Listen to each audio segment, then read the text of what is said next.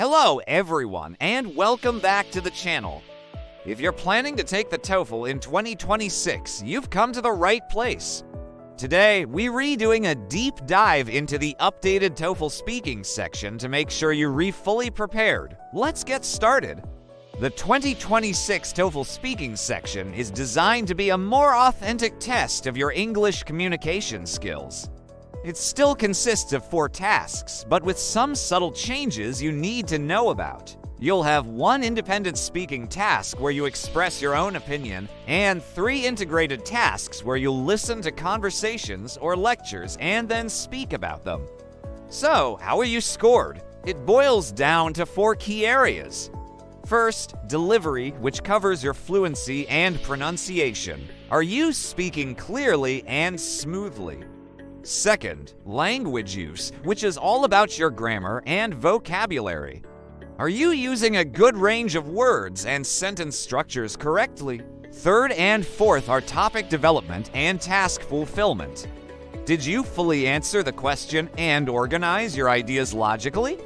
These criteria are crucial, so keep them in mind as we practice. One of the best ways to improve your delivery is the listen and repeat method. It's simple but incredibly effective.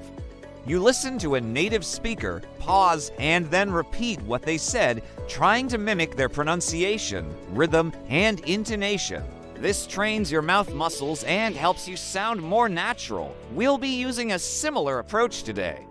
For each task, I'll give you the prompt. You'll pause the video to practice your response, and then we'll listen to a model answer together and break it down. Ready? Let's jump into our first task. This is the independent speaking task. You lines get a question about a familiar topic and have 15 seconds to prepare and 45 seconds to speak. Here's your question. Do you agree or disagree with the following statement? It is more important for students to understand ideas and concepts than it is for them to learn facts. Pause the video now and give it a try. Alright, welcome back. Now, let's listen to a model answer. I strongly agree that understanding ideas and concepts is more important than memorizing facts. While facts are useful, they can be easily forgotten or looked up. For instance, I can quickly search for the date of a historical event, but understanding why that event happened requires deeper conceptual knowledge. This understanding is what allows us to apply what we learn to new situations and solve complex problems. For example, in my physics class, simply memorizing formulas wasn't enough. I had to understand the underlying principles to successfully complete the lab experiments. Therefore, fostering a deep understanding of concepts is far more valuable for long-term education. Let's analyze this response. Notice the clear structure. It starts with a direct statement of opinion. Then, it provides a reason supported by 2 specific examples, 1 general about history and 1 personal about a physics class. The vocabulary is also strong, with words like conceptual knowledge and underlying principles. Finally, it wraps up with a concluding sentence. This is exactly what the graders are looking for. Now for task 2, the first integrated task. This is the campus situation. You'll read a short announcement and then listen to a conversation between 2 students discussing it. You'll have 30 seconds to prepare and 60 seconds to speak. Your job is to summarize the man's opinion and his reasons. Let's listen to the conversation. Pause here and record your response. Okay, let's hear the model answer. The university has announced a plan to build a new cafe in the library. The man in the conversation fully supports this idea for 2 main reasons.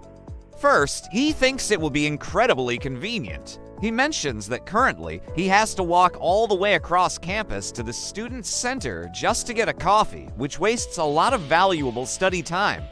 A cafe in the library would allow him and other students to get refreshments without leaving the building. Second, he believes it will improve the study environment.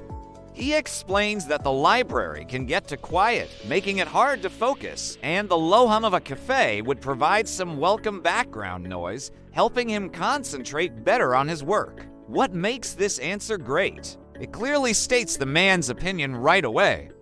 Then, it perfectly transitions into his to reasons using signal words like first and second. It accurately reports his points about convenience and the study environment, including specific details from the conversation.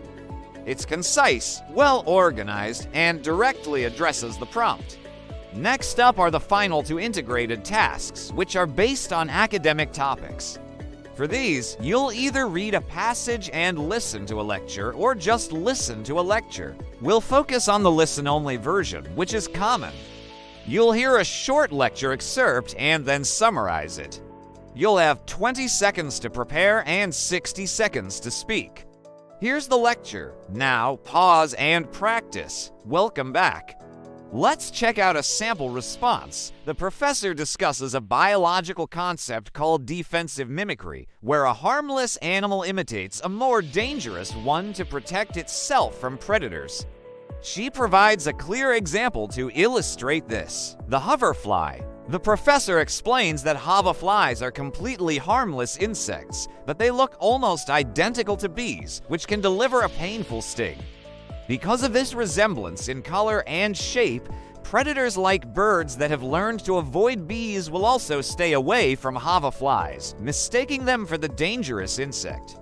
In this way, the hoverfly's mimicry serves as an effective defense mechanism, increasing its chances of survival. This is a fantastic summary.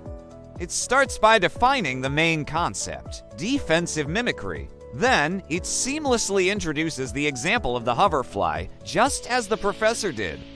It explains how the hoverfly imitates the bee and, crucially, why this is an effective strategy because predators avoid both. The response directly links the example back to the main concept, showing a full understanding of the lecture. The language is clear and academic, perfect for this task. Now that we've practiced all the tasks, let's talk about some advanced strategies to help you ace the speaking section. First, use templates, but don't overuse them.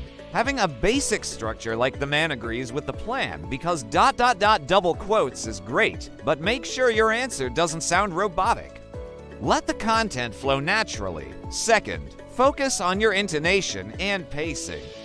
Vary your tone to sound more engaging and speak at a steady, confident pace. Don't rush, but also don't pause for too long. Third, practice paraphrasing on the fly. You won't have time to write everything down, so practice listening for key ideas and immediately thinking of how to say them in your own words. What are some common mistakes to avoid? A big one is not fully answering the question. Always listen carefully to what's being asked. Another is giving a disorganized response. Use transition words like first, however, and for example to guide your listener. And finally, don't worry about having a perfect accent. Clarity is what matters. As long as your pronunciation is easily understood, you're on the right track. For ongoing practice, consistency is key. Try to speak English every single day, even if it's just for 15 minutes. Record yourself and listen back to identify areas for improvement.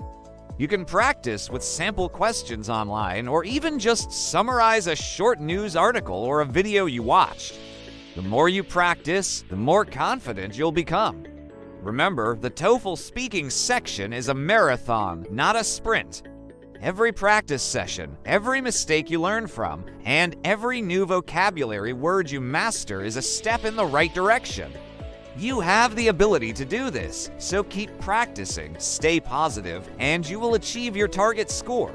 Thank you so much for watching today's deep dive into the 2026 TOEFL speaking section. I hope you found it helpful.